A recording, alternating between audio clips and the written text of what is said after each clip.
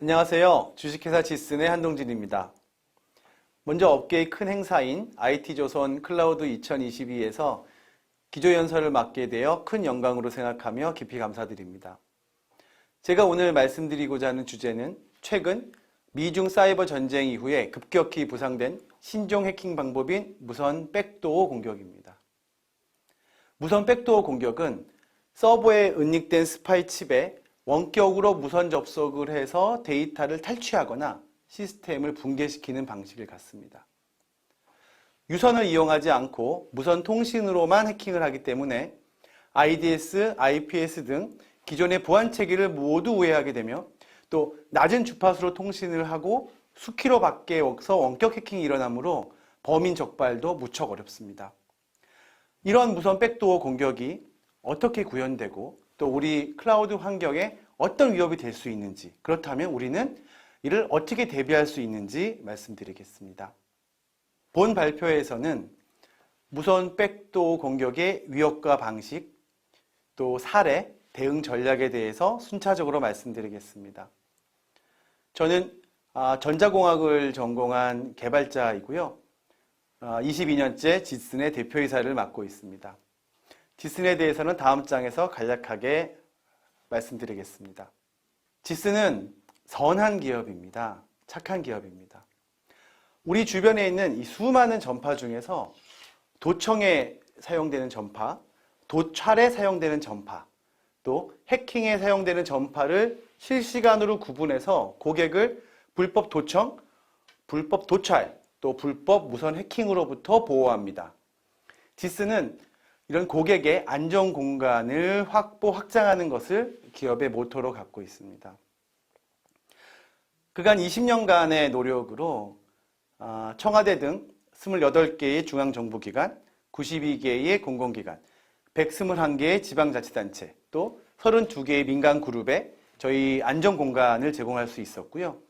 대통령상, 국방부 장관상, 행안부 장관상 등을 수상하기도 하였습니다. 지슨은 선한 기업으로서 우리 클라우드 환경을 보다 안전하게 하는데 일익을 담당하고자 합니다. 무선 백도어 공격에 대해서 보다 자세히 말씀드리겠습니다. 무선 스파이 칩이란 무선 송수신 기능을 갖는 초소형 보드로 구현됩니다. 스파이와 같은 외부 침입자에 의해 또는 내부 공모자에 의해 또는 서플라이 체인 어택이라고 하는 공급망 공격을 통해 클라우드 내 서버로 침투됩니다. 공급망 공격은 장비 도입 과정에서 스파이 칩이 탑재된 보드나 시스템이 납품되는 형태가 일반적입니다. 이렇게 은밀하게 오염된 장치들은 정상품과 구분이 거의 불가능하기 때문에 이 도입 시 검수하는 과정에서 이를 걸러내기가 매우 어렵습니다. 이러한 무선 스파이 칩을 통해 불법 무선 연결 통로를 구축하고 이를 통해 정보를 유출하거나 시스템을 붕괴시키는 행위를 무선 백도어 공격이라고 합니다. 온전히 무선만을 통해 이루어지는 무선 백도어 공격은 망분리 정책에 의해 외부 인터넷으로부터 차단되어 있거나 우리 클라우드 데이터 센터들처럼 보안 체계가 공고히 구축돼서 유선을 통해서는 해킹이 어려운 중요 서버들을 타겟으로 해서 개발이 되었습니다. 바로 이런 무선 백도어, 무선 스파이 칩은 우리 클라우드 IDC 환경이 주 타겟이라고 볼 수 있겠습니다. 이름이 유사하지만 이 무선 랜 해킹과 무선 백도어 해킹은 아무런 관련이 없습니다. 전혀 다른 방식이지요. 이 무선 와이파이 무선 랜 해킹은 우리가 스마트폰 이용할 때 사용하는 2.4기가 5기가 와이파이에 해커가 무단으로 접속함으로써 이루어지는 해킹 형태입니다. 내부망에 붙어 있는 와이파이에 해커가 접속을 해서 내부망에 침투하는 방식입니다. 근데 우리 클라우드 데이터 센터 같은 곳에서는 무선 랜을 거의 사용하지 않기 때문에 사실 관련이 없는 해킹 방식이라고 볼 수 있겠습니다. 무선 백도어 해킹은 이 그림에서 보시는 것과 같이 이런 스파이 칩을 서버에 투입시키고 이 스파이 칩과 무선 통신을 함으로써 해킹이 이루어집니다. 다시 말씀드리면 와이파이 무선 랜 해킹은 와이파이 전파 자체를 해킹하는 것이고 무선 백도어 해킹은 새로운 무선 채널을 만들어서 원격 통신 해킹을 한다는 차이가 있습니다. 지금 오른편에 보시는 것은 이 커튼 마우스라고 하는 미국 국가안보국에서 만든 것으로 알려진 아주 유명한 무선 스파이 칩입니다. USB 케이블로 위장하고 있고 실제 키보드가 연결되는 등 USB 케이블의 기능을 온전히 하기 때문에 색출이 쉽지 않습니다. 이 장치가 처음 등장한 것은 2008년경이었는데요. 이때 이 장치 하나의 가격이 무려 2만 달러였습니다. 하지만 2022년 지금은 IT 기술의 발달로 인해서 유사한 제품이 인터넷에서 150불에 판매되고 있습니다. 20만 원도 안 됩니다. 또한 한국에서 인터넷을 통해 누구나 쉽게 구매할 수 있습니다. 말 그대로 우리는 무선 스파이 칩이 대중화된 시대에 살고 있다고 말씀드릴 수 있겠습니다. 무선 백도어 공격의 특징 중 가장 중요한 점은 사전 확인이 거의 불가능하다는 점입니다. 다시 말씀드리면 보드를 구매할 당시에 이 보드가 정상인지 아니면 스파이 칩이 숨겨져 있는 오염된 보드인지를 판단하기가 쉽지 않다는 것이지요. 얼마 전 세상을 떠들썩하게 했던 그 슈퍼마이크로사의 스파이 칩 사건에서는 스파이 칩이 신호 필터링 칩으로 위장해서 식별이 어려웠다고 합니다. 우리나라에서는 노트북 메이커로 유명한 일본의 도시바가 보드에 스파이 칩이 숨겨져 있는지를 찾아주는 아주 특이한 서비스를 시작했는데 이 보드 한 장을 검사하는 가격이 무려 2만 불입니다. 싸지 않지요? 우리가 구매하는 모든 보드를 검사하면 엄청난 금액이 나올 겁니다. 또한 이런 스파이 칩들은 공격을 개시하기 전까지는 어떤 전파도 발신하지 않기 때문에 납품 받을 때 검수 시에 전파 발신 여부를 검사한다고 해도 적발되지 않습니다. 또한 유선을 사용하지 않고 무선으로 해킹이 진행되니까 유선 네트워크 감시 프로그램에도 걸리지 않기 때문에 오랫동안 은밀한 해킹이 가능합니다. 정말로 해커들이 좋아할 만한 또 방어하는 입장에서는 골치 아픈 해킹 기술이 아닐 수 없습니다. 이 장표는 너무나 큰 파장을 몰고 왔던 2016년도에 군 내부망 해킹 사건입니다. 무선 백도어에 인한 것은 아니지만 큰 시사점이 있어서 게시했습니다. 이 사고는 단 한 대의 내부망 서버가 외부 접속을 허용해 발생했고 이 한 대의 해킹으로 인해서 무려 3,200대가 연쇄 해킹돼서 데이터가 엄청나게 유실이 되었고 이 중에는 당시 국방부 장관이었던 한민구 장관의 PC도 포함되어 있었다고 합니다. 이 과정에서 도대체 얼마나 많은 데이터가 유출되었는지 알 수가 없지요. 만약 이런 해킹을 저지른 자들이 데이터만 훔친 게 아니라 시스템을 붕괴시켰다면 어떻게 됐을까요? 만약에 이런 일이 전시에 일어났다면 어떤 결과가 있었을까요? 전쟁 수행 자체가 불가능했을 것입니다. 이 무선 백도어 공격을 당한 내부 서버 중 하나가 문제가 생긴다면 얼마나 큰 재앙을 몰고 올 수 있는지 보여주는 사례라 할 수 있겠습니다. 무선 백도어 공격으로 인한 정보 유출도 큰 문제지만 서버 자체를 마비시키거나 오작동시키게 되면 완전히 다른 차원의 심각한 문제가 발생하게 됩니다. 우리 군에서는 지금 무인 무장 장갑차를 양산하는 사업을 진행하고 있는데요. 무려 2,000대를 양산해서 투입한다고 합니다. 이 장갑차에는 소형 컴퓨터가 탑재되는데 만약에 이 컴퓨터가 무선 해킹을 당한다면 어떤 결과가 나올까요? 적진을 향해 달려가고 있던 우리 장갑차가 유턴을 해서 피하 구분을 못하고 우리 편에게 기관총을 쏘고 공격을 한다면 엄청난 일이 일어나겠지요. 만약에 공군 레이더 기지 내 서버에 무선 스파이 칩이 들어가서 백도어 공격을 당한다면 우리 레이더 기지는 무용지물이 될 것이고요.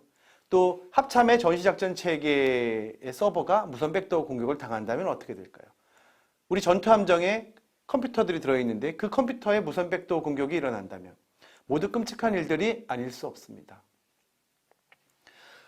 국내 국외 데이터 센터 전체에 무선 백도어 공격을 방어하는 무선 해킹 탐지 시스템을 구축한 모 그룹 보안 담당 임원이 이런 말씀을 하셨습니다.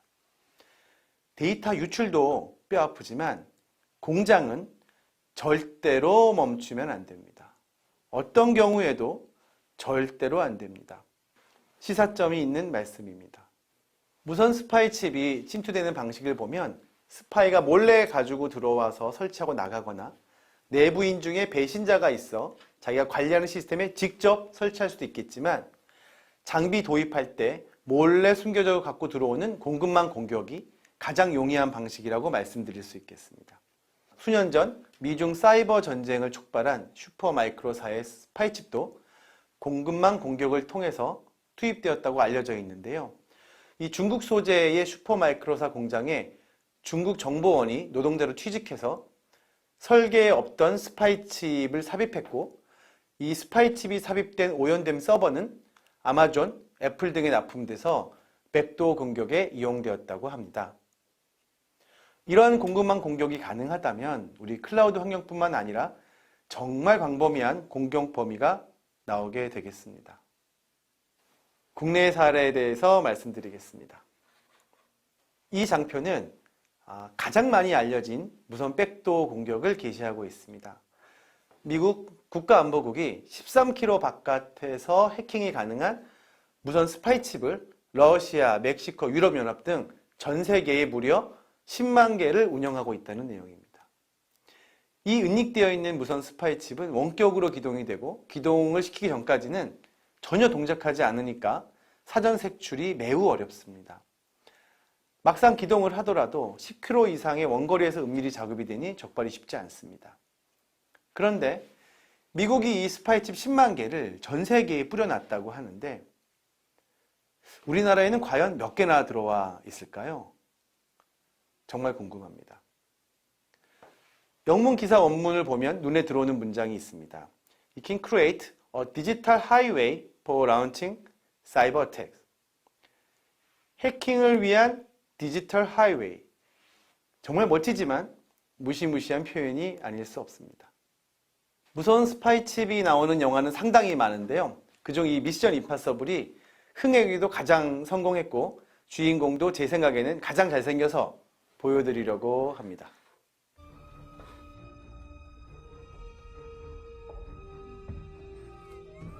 영화에서 탐 크루즈는 이 100층짜리 건물의 메인 서버에 접속해서 엘리베이터도 조종하고 문도 여닫는 등 이 건물의 컨트롤을 갖고 싶어 하는데요. 이 메인 서버로의 외부 접속이 너무 어려워 무선 백도어 공격을 하리라 마음먹고 직접 무선 스파이칩을 꼽으러 서버룸에 침투하는 장면입니다. 실제 클라우드 데이터 센터의 환경은 100층 건물에 위치하지도 않고 이런 큰 유리창도 없고 USB도 꼽히지 않습니다만 영화적 재미로 봐주시기 바랍니다. 자, 이제 탐 크루즈가 USB를 꼽는 순간 붉은 불이 들어오면서 외부에 있는 해커와 연결이 됩니다. 그래서 지금 붉은색으로 되어 있던 오프라인이 초록색 온라인으로 바뀌면서 이제 해킹이 시작이 됩니다. 그래서 엘리베이터 조정 화면이 나오는 것을 이제 보실 수 있습니다.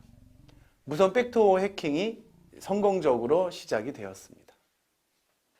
국내 언론 보도 사례인데요. 여기서 스브스 뉴스는 SBS 뉴스가 만든 SNS 전용 미디어 브랜드입니다. 이 보도에서는 우리가 스마트폰 충전 시 사용하는 그 C타입 케이블을 설명하고 있는데 이 케이블이 바로 무선 스파이칩입니다. 이 영상을 보시면 무선 스파이칩이 우리 곁에 얼마나 가까이 있는지 느끼실 수 있습니다.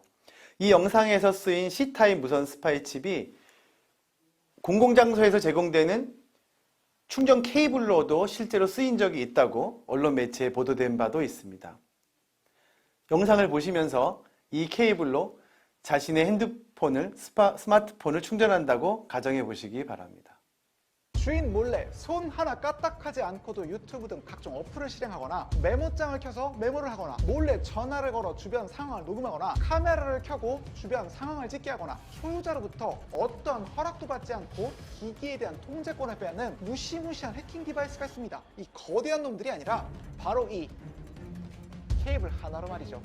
여기 두 개의 케이블이 놓여 있습니다. 이 중 하나는 정품 라이트닝 투 C타입 케이블이지만 다른 하나는 인트로에서 보셨던 바로 그 해킹 케이블입니다. 그런데요, 혹시 어느 게 진짜 정품 케이블이고 어느 게 해킹 케이블인지 구분할 수 있나요? 겉으로 보이는 외관은 물론이고 두께까지 거의 완벽할 정도로 비슷해 보이는 두 케이블. 심지어 이걸 컴퓨터에 꽂아 휴대폰을 충전하면 두 제품 모두 정상적으로 충전 표시가 뜨는 걸 확인할 수 있습니다. 겉으로는 도저히 구분하는 게 불가능해 보이죠? 근처 병원의 협조를 받아 케이블을 엑스레이로 찍어봤습니다. 그랬더니 확연히 다른 내부 구조로 보이는 두 제품. 왼쪽 케이블과 달리 오른쪽 케이블의 USB-C 타입 단자 부분에는 유달리 눈에 띄는 부품 하나가 숨겨져 있다는 걸 확인할 수 있습니다. 맞아요. 이 부품의 정체는 바로 해킹 칩. 달리 말하면 아주 작은 컴퓨터 혹은 컨트롤러로 케이블이 꽂힌 대상에 간단한 명령을 입력할 수 있는 장치입니다. 케이블에 전력이 공급될 때마다, 즉 충전기 포트나 USB 포트에 케이블을 꽂을 때마다 이 칩이 활성화되면서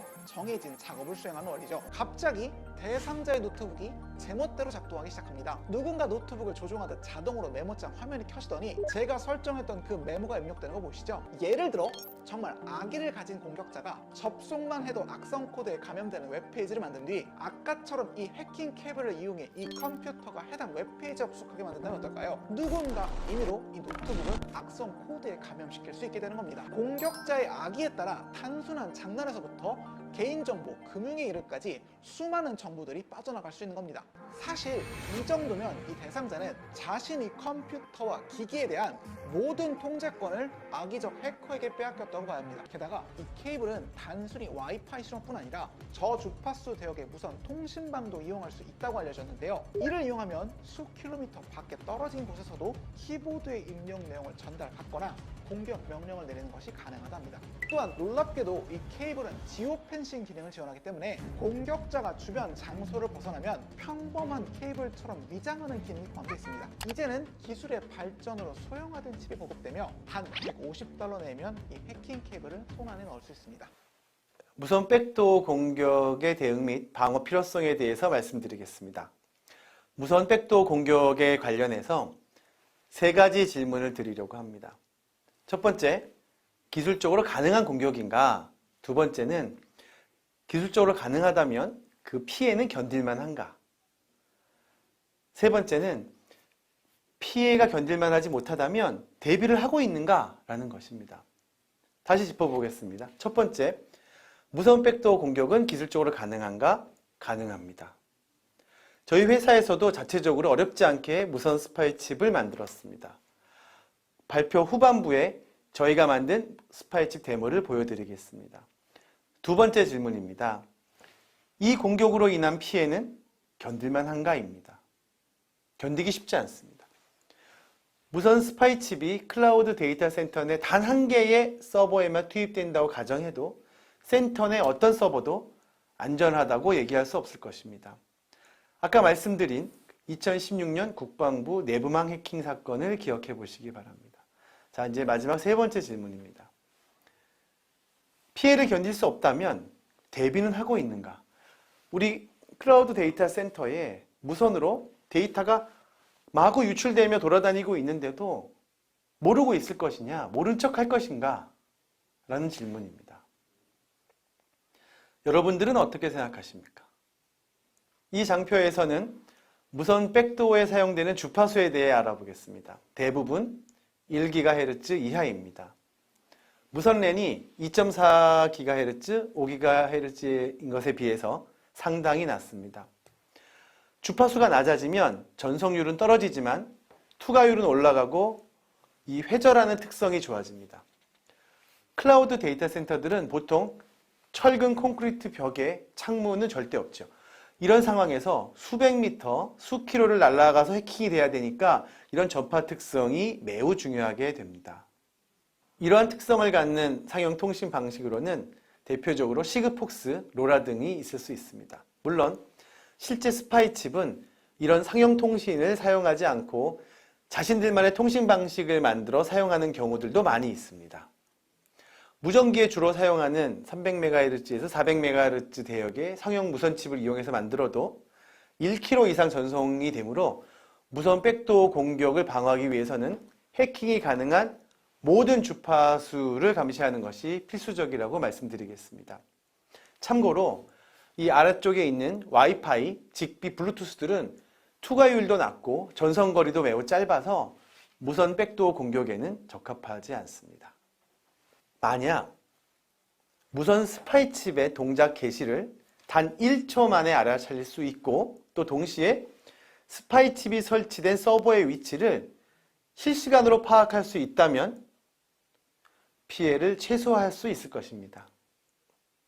만약 이렇게 된다면 데이터 유출도 최소화되고 다른 서버로의 전염도 실질적으로는 근절할 수 있을 것입니다. 또한 시스템을 파괴하려면 1초 만에 엔터 한번 쳐서 되지는 않으니까 이런저런 탐색과 액션을 해야 하니 시스템 붕괴도 충분히 예방이 될 수 있겠습니다. 마지막 챕터로 어떻게 무선 백도어 공격에 대응할 수 있는지 알아보겠습니다. 무선 백도어 해킹은 다른 용어로 서버 무선 해킹이라고도 합니다. 서버를 무선으로 해킹하는 데 주로 사용된다라는 의미입니다. 이런 기술적 위협이 사회적 위협으로 부상하면서 2019년도 국회 국정감사에서는 우리 군과 금융기관에 관해 보안대책 강화를 주문하였고 현재까지 그 무선 백도어 보안 대책이 순차적으로 실행되고 있습니다. 무선 침입 방지 시스템 윕스는 무선 랜을 사용하는 기관이나 기업에서는 일반적인 보안 시스템이 된 듯합니다. 윕스는 앞서 말씀드린 바와 같이 무선 랜의 무결성을 지원하는 시스템으로 무선 백도어 공격과는 아무런 연관성이 없습니다. 이 장표에서는 무선 백도어 방어 시스템의 일반적인 프로세스를 설명하고 있습니다. 데이터 센터 곳곳에 24시간 실시간으로 스파이 칩에 불법 무선 전파를 탐지하는 탐지 단말기를 설치하고 중앙에서 관제를 합니다. 탐지 단말기는 성능에 따라 30평에서 50평 정도의 공간을 커버하게 되고요. 중앙 컨트롤러는 탐지 단말기와 네트워크로 연결되며 성능에 따라서 수십 대에서 수백 대의 탐지 단말기를 일괄 관리하게 됩니다. 만약 실제 해킹이 발생하게 되면 모니터링 소프트웨어를 통해서 관리자에게 실시간으로 통보가 되고 특정된 위치에서 스파이 칩을 제거하는 것으로서 처리가 완료됩니다. 무선 백도어 방어 시스템 관련 영상입니다.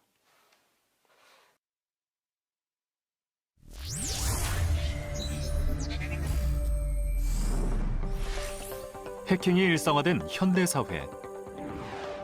중요한 정보가 모여있는 기업이나 기관은 수많은 해킹 공격에 노출되어 있는데요.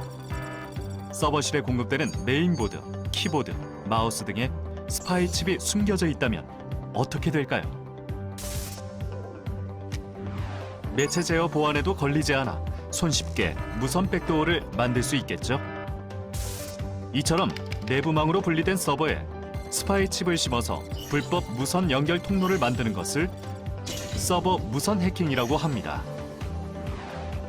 실제로 2014년 뉴욕타임즈는 미국의 NSA가 무선 백도어를 전 세계에 약 10만 개가량 운용 중임을 밝혔고 2018년 블룸버그에서는 애플이 자사 서버의 네트워크 이상 반응을 찾다가 서버 메인보드에서 외부 통신이 가능한 무선 스파이 칩을 발견했다고 전했습니다. 전체 무선 주파수 구간을 1초에 한 번씩 빠르게 스캔하고 이상 주파수를 찾아내는 즉시 즉각적인 알람으로 서버의 무선 해킹 시도를 안전하게 방어할 수 있는 지슨의 알파 H. 서버 무선 해킹 공격을 방어할 수 있는 가장 완벽한 보안 솔루션을 제안합니다.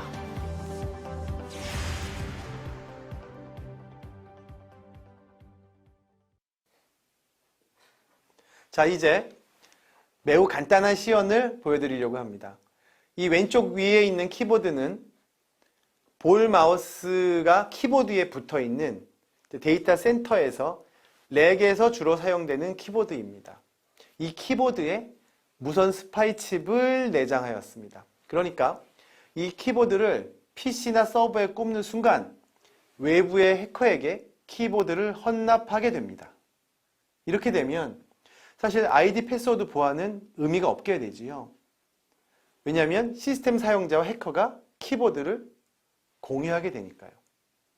이 왼쪽 아래에 있는 화면이 해커의 화면이고 오른쪽 큰 화면이 해킹을 당하는 희생자의 PC 화면입니다. 자, 실행해 보겠습니다.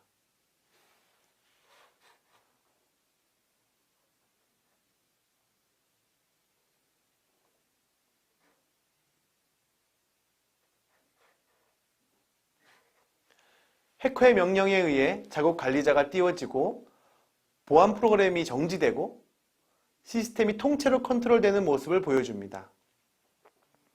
데모를 보여드리기 위해서 이런 동작이 화면에 표출되게 한 것이지 실제 해킹에서는 화면에 아무것도 보이지 않고 진행이 되니까 당하는 사용자는 큰 사고가 나기 전까지는 인지하기가 매우 어렵습니다. 자, 이번에는 무선 백도어 방어 시스템이 이런 해킹을 어떻게 탐지하는지 살펴보겠습니다. 먼저 왼쪽 화면은 이 방어 시스템이 모든 해킹 가능한 주파수를 1초에 한 번씩 스캔하며 분석하고 있다가 해킹으로 의심되는 전파를 감지하고 알람을 울리는 장면입니다.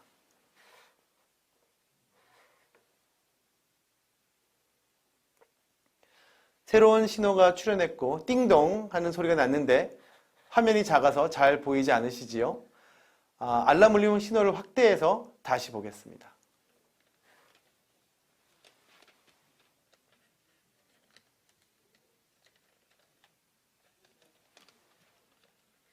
여기 뾰족하게 올라온 신호가 새롭게 출현한 해킹 의심 신호가 되겠습니다. 신호가 잡히면 이 넓은 데이터 센터 내에 어느 부분에서 신호가 발생한 것인지를 추정하여 신속한 색출을 지원하게 됩니다. 여기 작게 붉은 점으로 표시된 것이 해킹당한 스파이 칩의 위치입니다. 전문 지식이 없어도 매우 용이하게 운용이 가능합니다. 클라우드가 활성화되면 중요한 정보들이 점점 더 많이 모이게 되고 이에 따라 해커들의 공격 욕구 또한 증가하게 되겠죠.